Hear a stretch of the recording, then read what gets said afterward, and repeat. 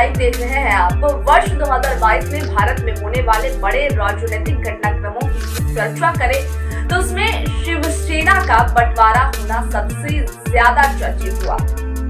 विडंबना ये थी कि शिवसेना के ज्यादातर विधायकों और सांसदों ने बाला साहेब के पुत्र उद्धव ठाकरे के स्थान पर एकनाथ शिंदे को अपना नेता माना, जिसकी वजह से उद्धव ठाकरे को महाराष्ट्र में अपनी सत्ता भी गंवानी पड़ी। जी हाँ, तमाम वजूहात के बिना पर उन्हें अपनी सत्ता गंवानी पड़ी। वहीं एकनाथ शिंदे अभी भी खुद को बाला साहेब का राजनीतिक उत्तराधिकारी बता रहे हैं। इन सबकी भाजपा ने एक बार फिर एकनाथ शिंदे के साहस को सलाम किया है। आपको बता दें कि महाराष्ट्र के डिप्टी सीएम देवेंद्र फडणवीस ने कहा कि 2019 में पीएम नरेंद्र मोदी ने कहा था कि डबल इंजन की सरकार होनी चाहिए और आपने हमारे ऊपर विश्वास किया और वोट दिया, लेकिन उद्धव ठाकरे ने पाला बदलकर 2.5 साल के लिए सरकार बना ली। उन्होंने कहा कि इसके बाद बाला साहेब ठाकरे को मानने वाले एकनाथ शिंदे ने हिम्मत दिखाई और फिर से लोगों की पसंद की सरकार राज्य में बनी। देवेंद्र फडणवीस ने आगे कहा कि महाराष्ट्र की जनता को ये गठबंधन पसंद है। जी हाँ, उन्होंने कहा कि महाराष्ट्र की जनता को जो है ये गठबंधन पसंद है और आगामी चुनावों में भी ये गठबंधन सत्ता में आएगी। वहीं महाराष्ट्र के सीएम एकनाथ शिंदे ने भी विपक्षी दलों को निशाने पर लिया और कहा कि प्रधानमंत्री नरेंद्र मोदी ने यहाँ कई प्रोजेक्ट का उद्घाटन किया, लेकिन कुछ लोग ये नहीं चाहते थे। बता दें कि मुंबई में पीएम मोदी ने लगभग 38,800 करोड़ रुपए की परियोजनाओं का उद्घाटन किया।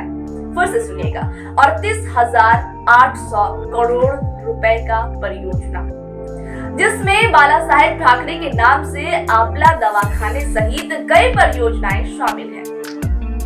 वैसे महाराष्ट्र में अभी भी बाला साहेब की राजनीतिक विरासत को लेकर शिवसेना के दोनों गुटों के बीच संघर्ष चल रहा है। स्थिति यह है कि दोनों ही गुट जनता के सामने ये बताने की कोशिश कर रहे हैं कि उनका ही शिवसेना असली शिवसेना है।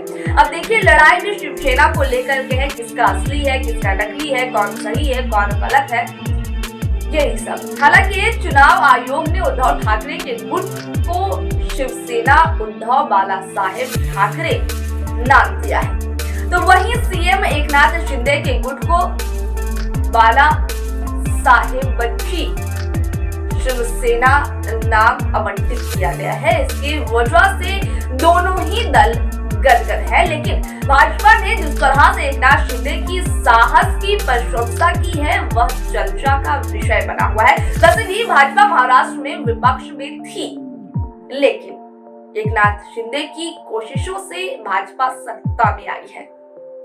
हालांकि आगामी लोकसभा चुनाव की अगर हम बात करें तो आगामी लोकसभा चुनाव उद्धव ठाकरे गुट शिवसेना और एकनाथ शिंदे गुट शिवसेना दोनों के लिए महत्वपूर्ण है, क्योंकि इसी चुनाव पर फैसला होगा कि जनता किसे बाला साहेब का असली राजनीतिक उत्तराधिकारी मान रही है। सभी कुछ जनता के हाथों में है, हमेशा से जनता के हाथों में रहता है, लेकिन कभी कदार जनता को जो है वो नजरअंदाज किया जाता है। तो यहाँ पर गलत है, क्योंकि सब कुछ जनता है, जनता ही फैसला लेती है किसे हराना है, किसे जिताना है, किसे कुर्सी पर बिठाना है, किसके सर पर ताज सजाना है, सब जनता करती है, क्योंकि सरकार भी जनता के लिए है, देश के लिए। फिलहाल ये रिपोर्ट यहीं तक थी। इस तरह की रिपोर्ट के साथ फिर होगी आपसे मुलाकात। दीजिए इजाजत, नमस्कार।